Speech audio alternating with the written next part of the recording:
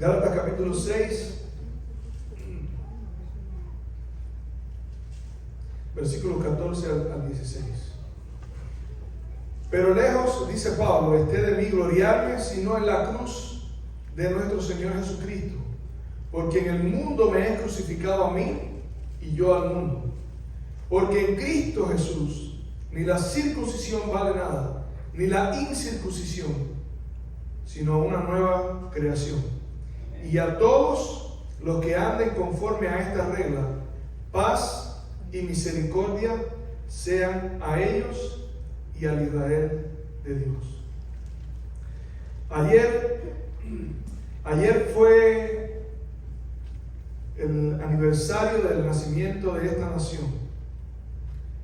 El 4 de julio, el día de la independencia de los Estados Unidos de Norteamérica. En el año 1774-1775 se celebraron los dos primeros congresos continentales de las colonias inglesas, que eran los anglosajones que habían venido para acá. En el año 1620 llegó el Mayflower, que es el barco que vino con los peregrinos huyendo. Robinson, que era el pastor, le dio unas palabras muy emocionantes, que están en el conflicto de los siglos. Parte de ese discurso que él les dio, donde llama a la iglesia, porque era su iglesia, a seguirle no más que en aquello en lo que él hubiese seguido a Cristo. Y les hace un llamado y les dice: recuerden que la palabra de Dios ha estado oculta por cientos de años.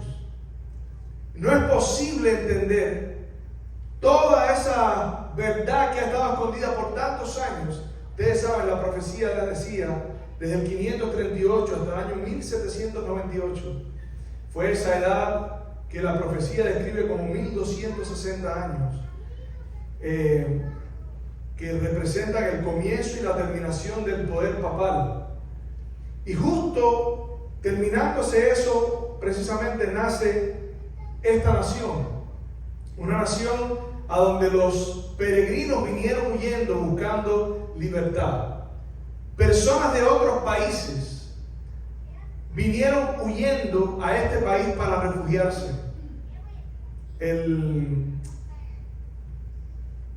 Las colonias crecieron muy rápido, porque hubieron personas en Europa que se enteraron de que había un lugar en el mundo donde usted podía ir a refugiarse si lo estaban persiguiendo políticamente, si lo estaban persiguiendo principalmente religiosamente. O sea, ese es el origen de este país.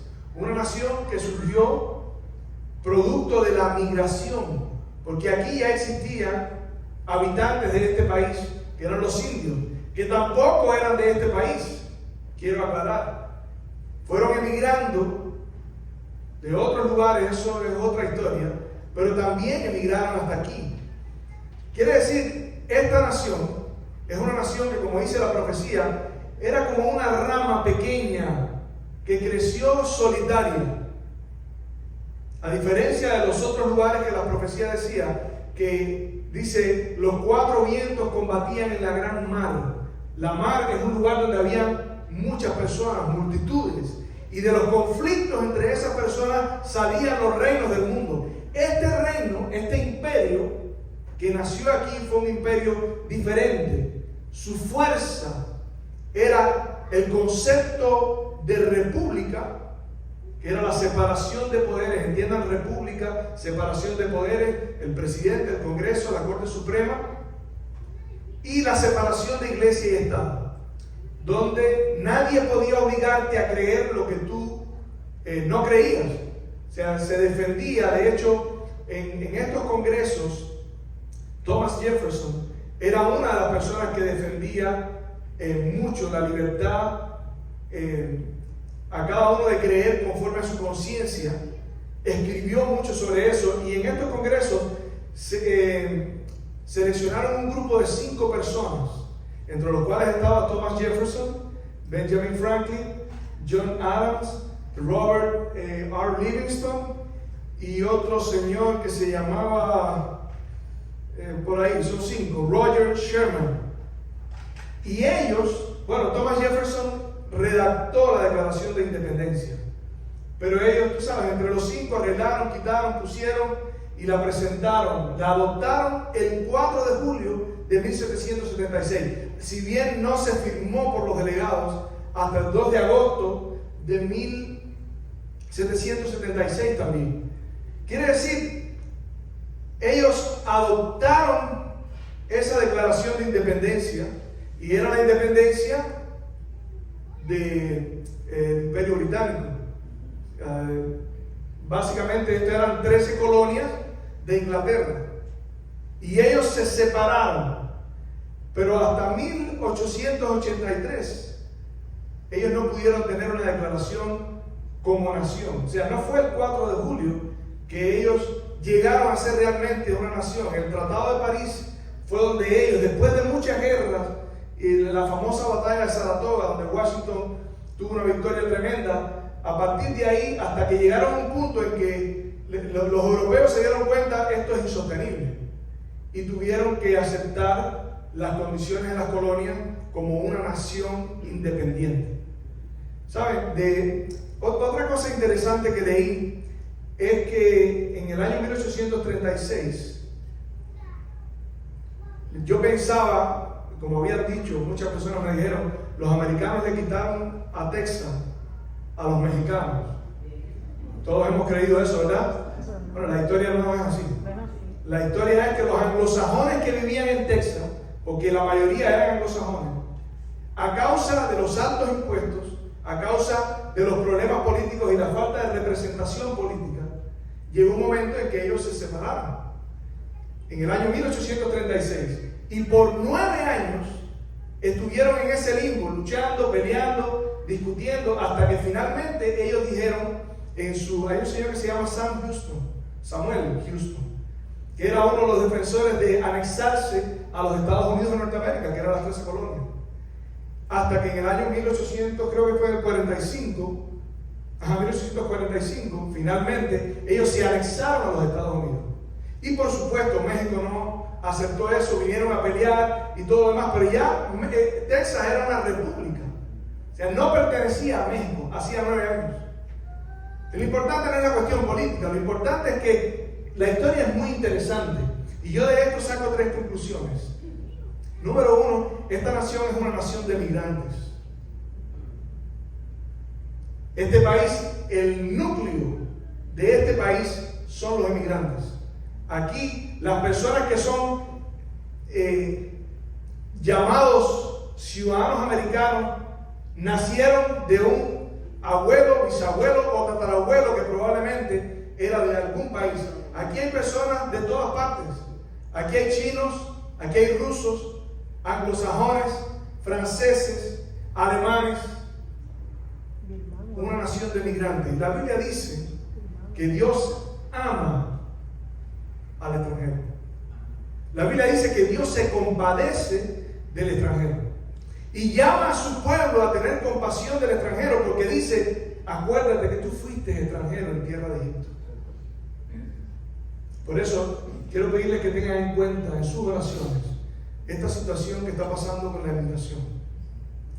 La otra conclusión que saco es que no hay independencia sin lucha. Usted nunca va a tener su independencia si no lucha. Este país, para llegar a ser independiente, tuvo que luchar. Hubo sangre que tuvo que ser derramada. Y la otra conclusión es que las cosas primero se creen. Porque estas personas firmaron este documento, ni siquiera lo firmaron el 4 de julio. La adoptaron el 4 de julio. El 2 de agosto lo firmaron los delegados. Y hasta 1783 no llegaron a ser una nación. Pasaron varios años. Estoy usando esta historia para establecer un paralelo. Porque todos nosotros necesitamos nuestra independencia. Todos nosotros necesitamos tener una victoria en nuestra vida. ¿Sabes? Es curioso cómo a veces, a mí me llama mucho la atención, me pasa a mí mismo.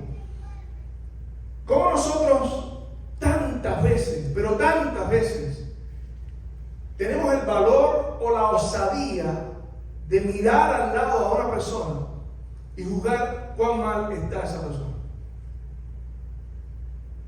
Cuando nosotros, todos nosotros, necesitamos la gracia y la misericordia de Dios para poder cada día ser independientes del pecado que gobierna nuestra vida.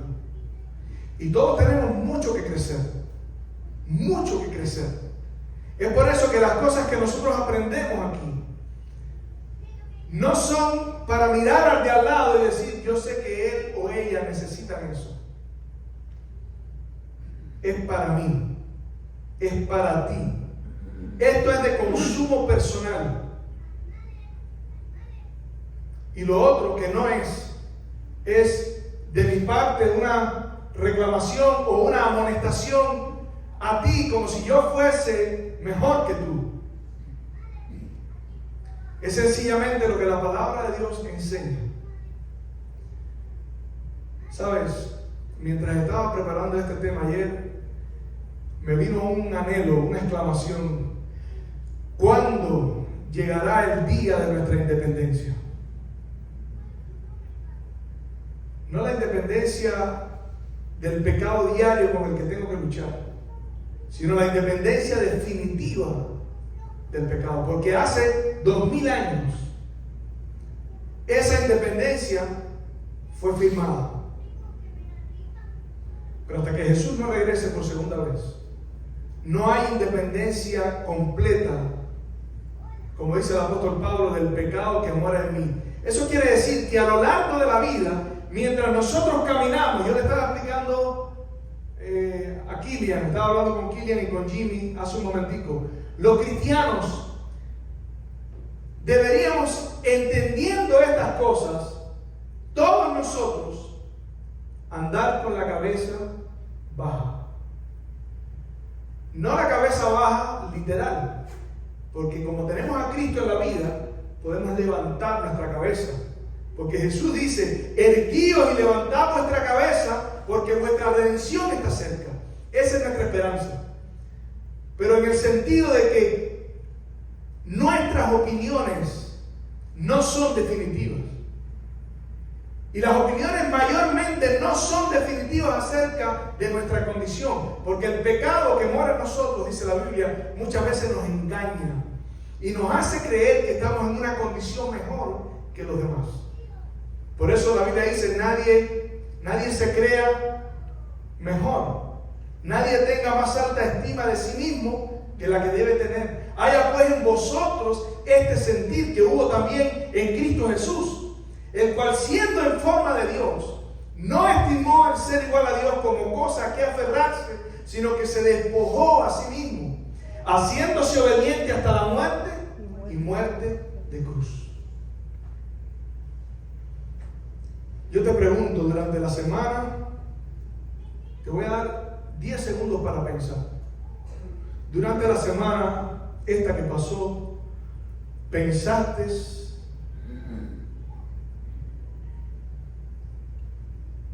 en el anhelo de que Jesús regrese por segunda vez para poder tener tu independencia? Tienes 10 segundos para pensar. No es para responder, es solo para pensar.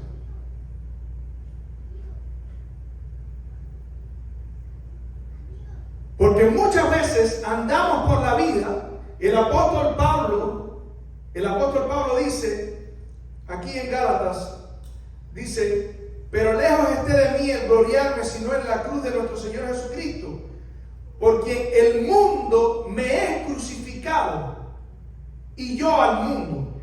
Con Cristo, dice Pablo, estoy juntamente crucificado, y ya no vivo yo, sino que vive Cristo en mí. En el capítulo 6 del libro de Romanos, la carta a los Romanos, el apóstol Pablo dice, porque el que ha muerto ha sido perdonado. La muerte, la comparación con la muerte, es decir, alguien que deja de existir, alguien que deja de pensar por sí mismo, alguien que deja de tomar decisiones para, dice, someterse a otro. para pertenecer ya no a sí mismo, sino a otro, para pertenecer ya no al diablo, sino a otro. Pero eso es una decisión que tú tienes que tomar. Capítulo 4 de Romanos, versículo 5, perdón, 25.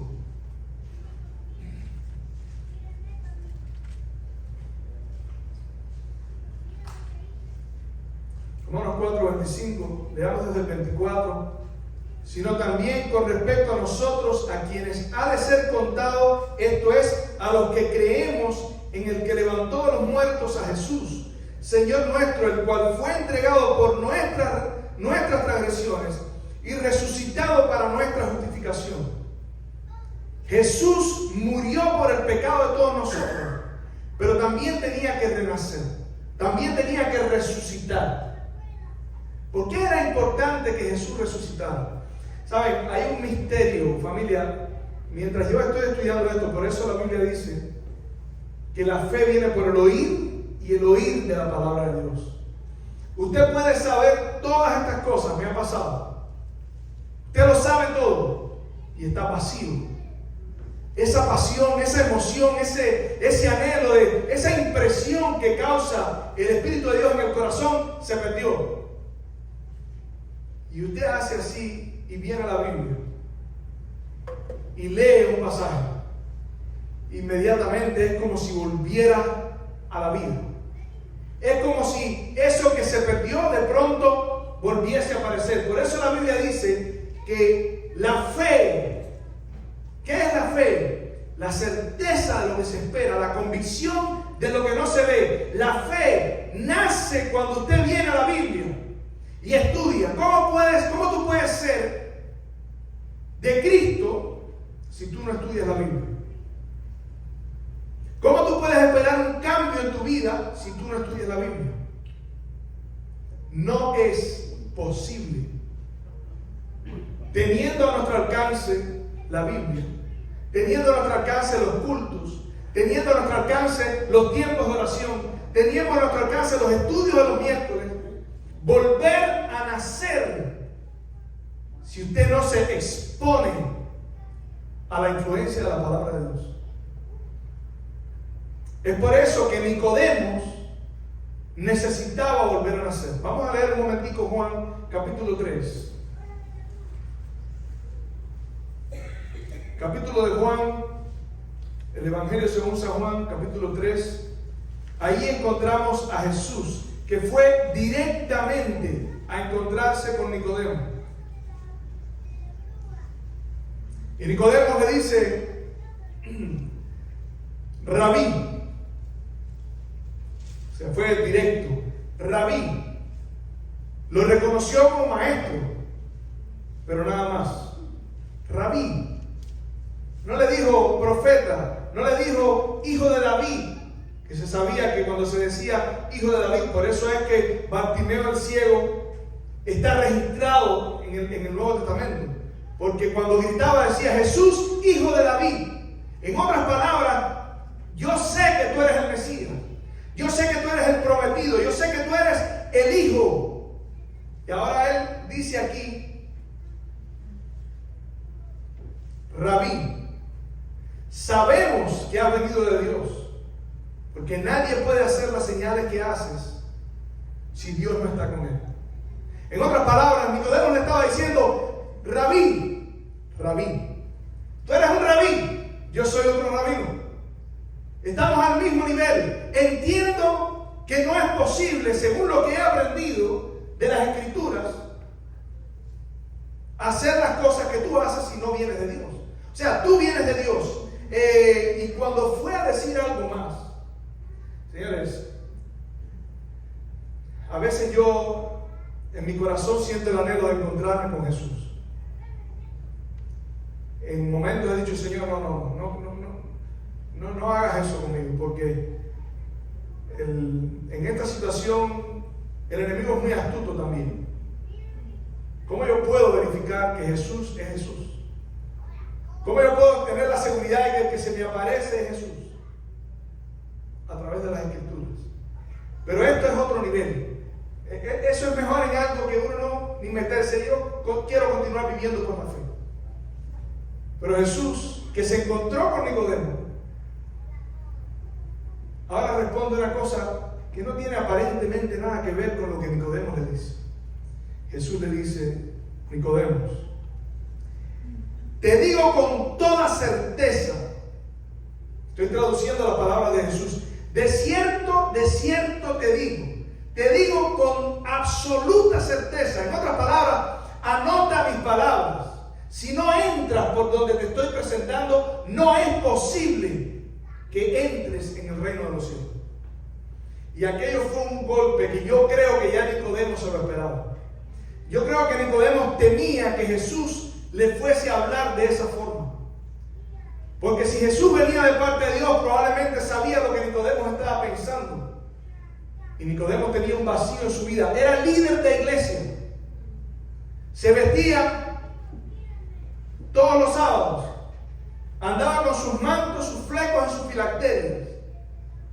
Tenía toda la indumentaria. Pero no estaba salvo. ¿Sí me entienden eso? Venir a la iglesia no es garantía de salvación. Venir a la iglesia bien vestido, aparentar ser cristiano, no es garantía de salvación. Tú puedes esconderte de mí, aunque no lo necesitas, porque yo no te voy a andar chequeando. Pero de Dios no te puedes esconder. Y el rey David decía: ¿a dónde me iré de tu presencia? Si voy a la montaña, ahí estás tú. Si voy al fondo del mar, ahí estás tú. Hay dos cosas de las cuales tú no te puedes escapar. No puedes huir de ellas. Número uno es tu naturaleza pecaminosa. No importa donde tú vayas, donde quiera que tú vayas, tu naturaleza te va a seguir. Lo que te hace infeliz no es el lugar donde tú vives. Lo que te hace sentir triste no es lo que tienes o lo que no tienes. Lo que te amarga, lo que te deprime es una naturaleza que donde quiera que tú vayas te va a acompañar. Es por eso que es necesario nacer de nuevo.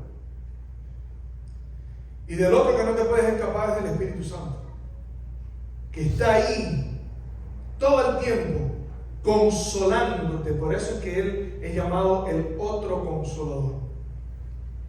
Y Jesús le dice a Nicodemo: Nicodemo, tienes que nacer de nuevo. Ahora, ¿qué representa este nacer de nuevo? Saben, esta semana estoy leyendo un libro, les recomiendo, hermano Tom, este libro. Se llama El Hijo de Dios, por Ty Gibson.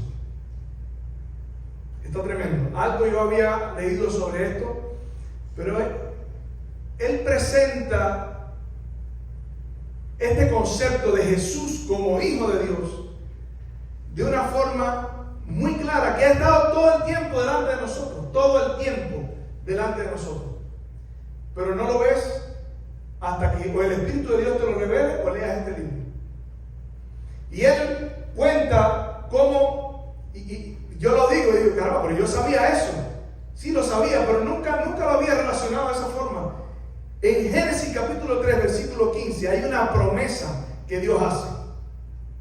Y la promesa es a causa de algo que sucedió en el planeta.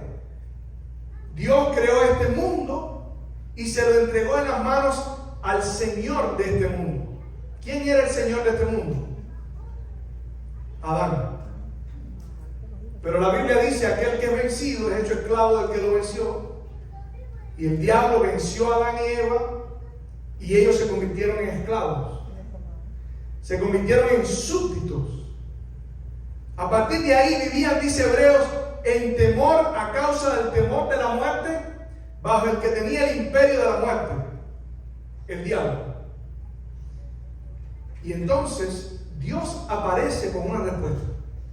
Una respuesta que ellos no pidieron. Yo quiero decirte, nosotros todos, y yo lo digo por mí, porque ahora iba a decirlo para ustedes y tengo que incluirme.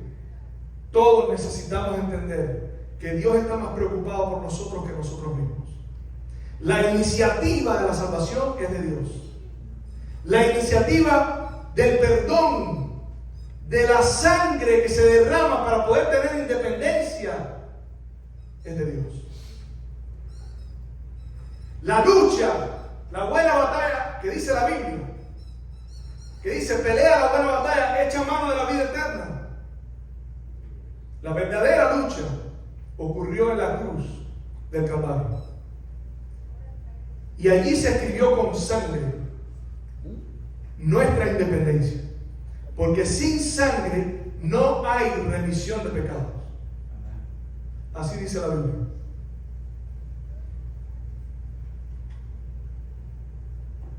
Jesús, el Hijo de la mujer. Enemistad pondré entre ti y la mujer, entre tu simiente y la simiente suya. Génesis 3:15. Después de la historia del pecado, aparece la historia de la salvación. Porque la Biblia dice que donde abundó el pecado, sobreabundó la gracia. Inmediatamente que el hombre cae en pecado, aparece Dios con un plan que ya tenía desde las edades eternas. Y ahora dice: Adán, ¿dónde estás tú? ¿Dónde estás? Y Adán responde: me escondí porque escuché tu voz y tuve miedo. ¿Cuál es el origen del miedo? ¿Cuál es el origen del temor? ¿Cuál es el origen del sufrimiento? El pecado. Un elemento extraño que entró en la creación de este mundo. El Señor de este mundo perdió el gobierno y ahora teníamos un problema. No tenemos a nadie que pueda ocupar ese lugar. Pero viene Dios con la promesa: va a haber otro hijo. Va a nacer otro hijo. Y entonces vemos la historia de la Biblia, que cuando Eva tuvo a Caín, dice: por voluntad de Jehová tengo un hijo. ¿Por qué? Porque ella estaba esperando ese hijo. Cuando nació Abel, el muchacho ahí, la pelea, lo mataron y entonces se quedaron sin hijo, pero nació otro, Set, ¿verdad? Y Enos viene después. ¿Y sabe lo que dice la Biblia? Los hombres volvieron a comenzar a llamarse del nombre de Dios. Volvieron a ser llamados hijos de Dios. Se creó una crisis cuando murió el primogénito.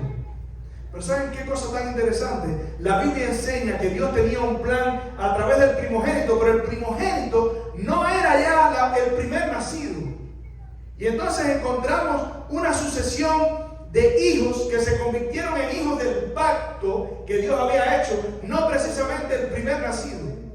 Y eso pasó con Isaac, pasó con Jacob, y pasó con David, y pasó con todos aquellos que formaron parte de la sucesión. Prácticamente muchos de ellos no eran hijos primogénitos. Y entonces ahora Dios comienza a llamar hijo, escuchen esto, comienza a llamar hijo ya no solamente a una persona, sino a un pueblo. Jacob es mi hijo, Israel es mi hijo. Ahora, ¿saben qué pasó con Israel? En Israel hubo una transformación. Israel se llamaba Jacob y en una pelea con el ángel le cambió el nombre y le dijo: ganaste tu independencia porque peleaste con Dios y los hombres y venciste. Y ya no te vas a llamar más Jacob, ahora te vas a llamar Israel, el que pelea con Dios y los hombres y vence. Esta nación pasó de ser una nación dependiente a una independencia.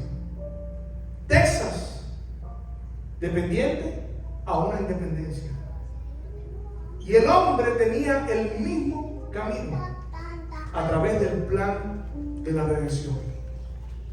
Y saben, todos estos hijos, los hijos de la promesa, apuntaban a otro hijo. ¿Saben cuál era ese hijo? La base estaba sobre el hijo. Isaías capítulo 9, quiero invitarles a buscar.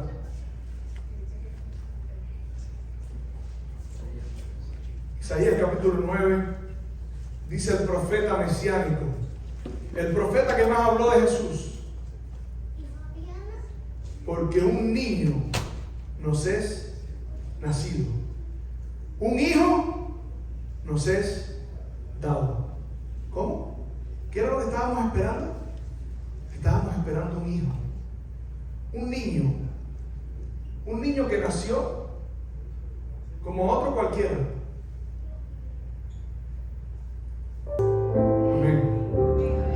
Nació como un niño. Cuando el sacerdote lo tomó en sus manos, dice el Espíritu de profecía, que no sabía que estaba cargando en sus manos al Dios del universo hecho hombre. Imagínense esa escena. Es por eso que Simeón, cuando llegó al templo, se impactó, se impresionó, levantó al niño y le dijo a su mamá: este está puesto para levantamiento y caída de muchos, para manifestar los pensamientos de muchos corazones. Qué impresionante, señores, el sacrificio que hizo Jesús para darnos una nueva oportunidad de tener una nueva ciudadanía,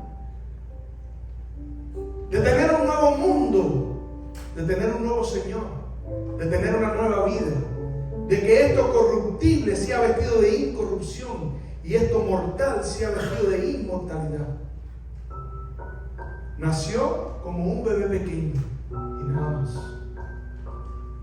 Ese día no hubo escándalo, no hubo fiesta en la tierra.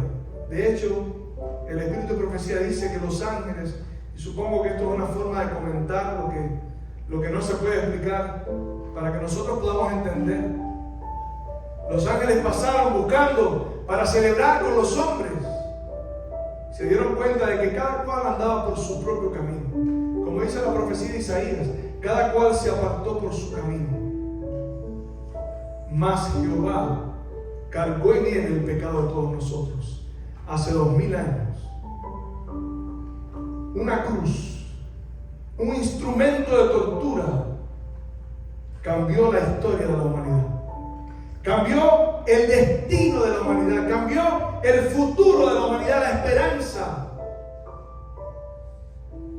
Porque la sangre del Dios que no tiene sangre, porque Dios no tiene sangre, pero la Biblia dice que por cuanto los hijos participaron de carne y sangre, Él también participó de lo mismo, para destruir por medio de la muerte, para destruir por medio de su muerte al que tenía el imperio de la muerte.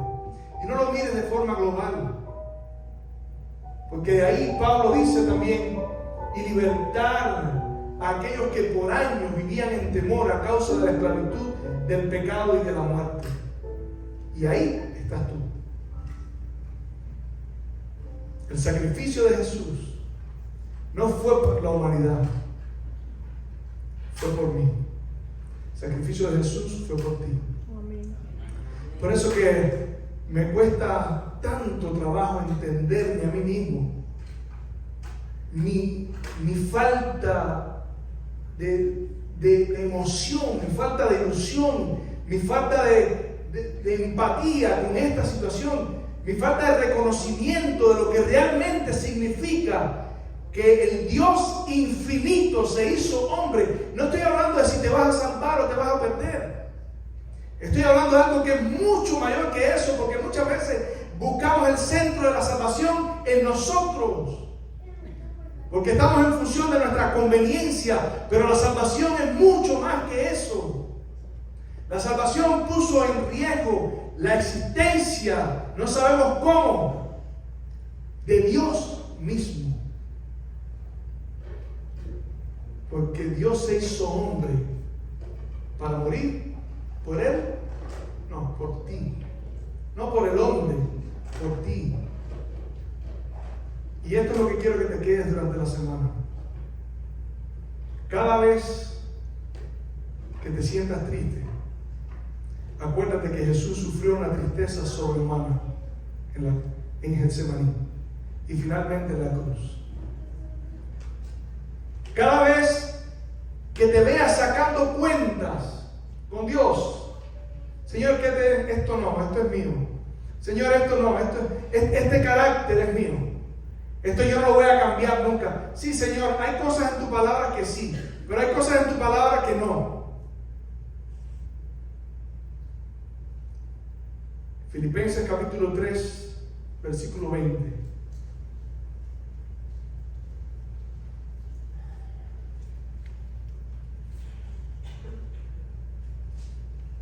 Allí el apóstol Pablo nos pone en perspectiva.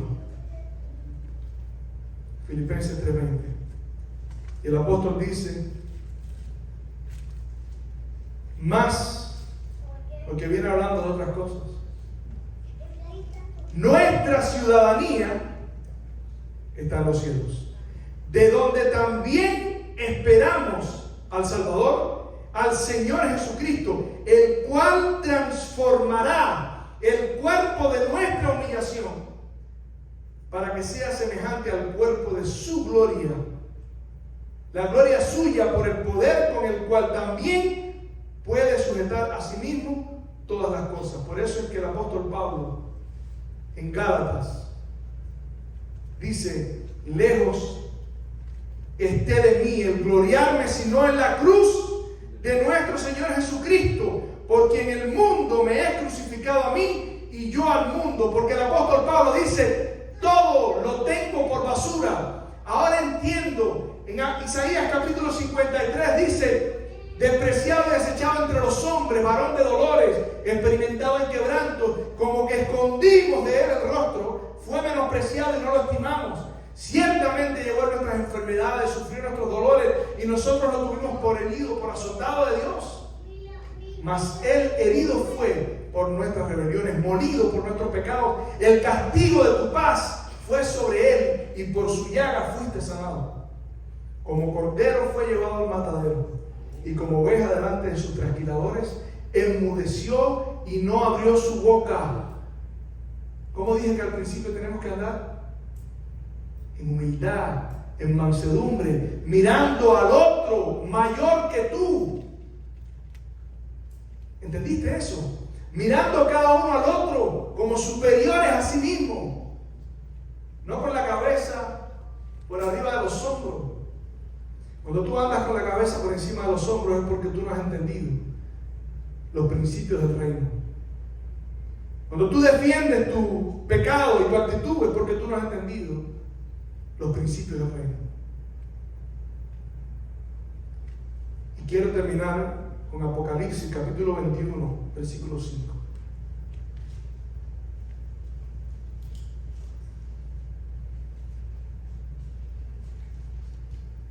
Apocalipsis capítulo 21, versículo 5.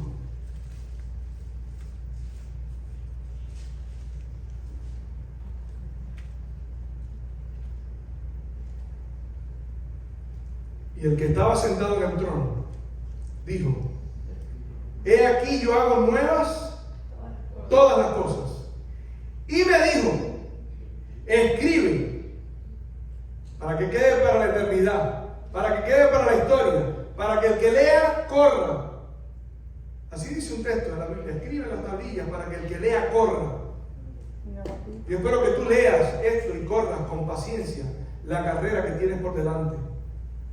Puestos los ojos en Jesús, dice la Biblia, el autor y consumador de la fe, el cual por el gozo puesto delante de él, sufrió la cruz y menospreció al oprobio. Dice, para que vuestro ánimo no se canse hasta desmayar.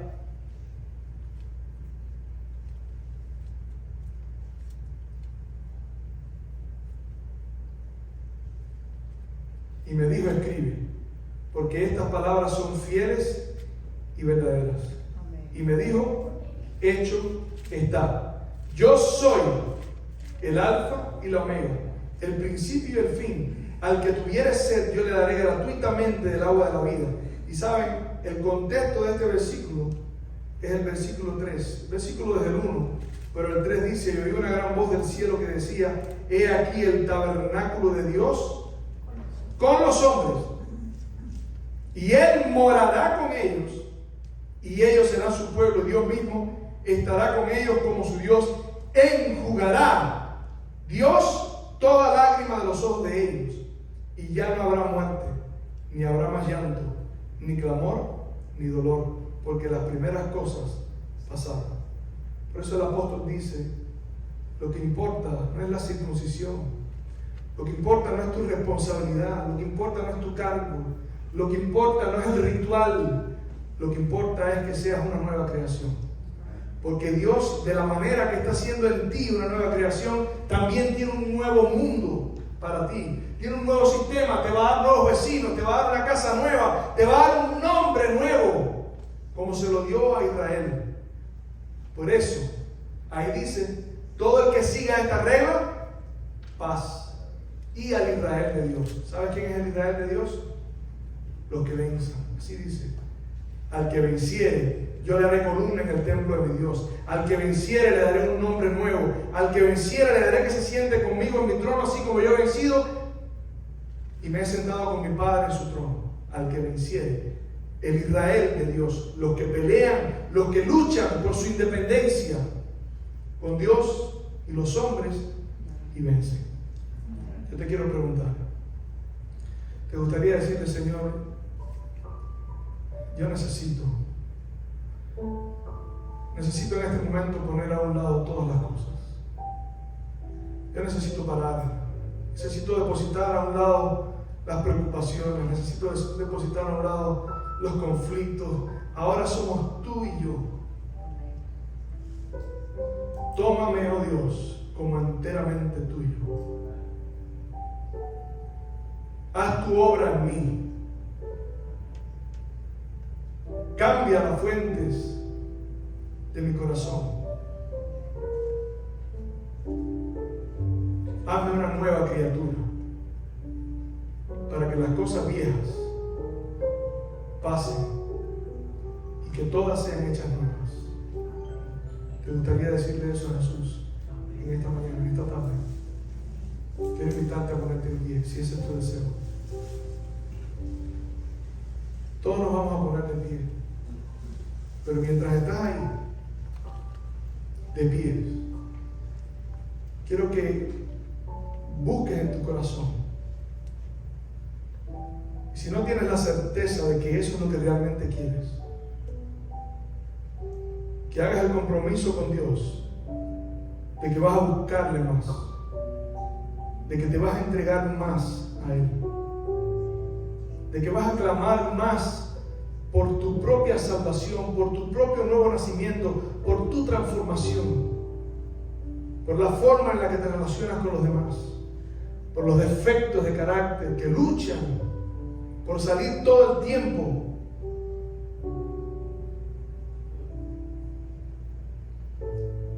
Quiero que le digas, Señor, en tu corazón, Señor, tómame como enteramente tuyo. En esta mañana te entrego eso que no te he podido entregar hasta hoy. Yo quiero estar contigo por la eternidad.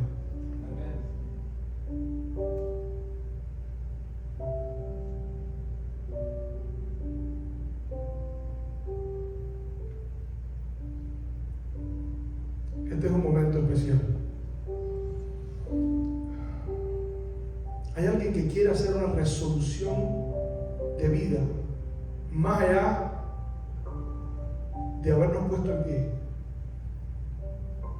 Hay alguien que quiere dar un paso más y decir, Señor,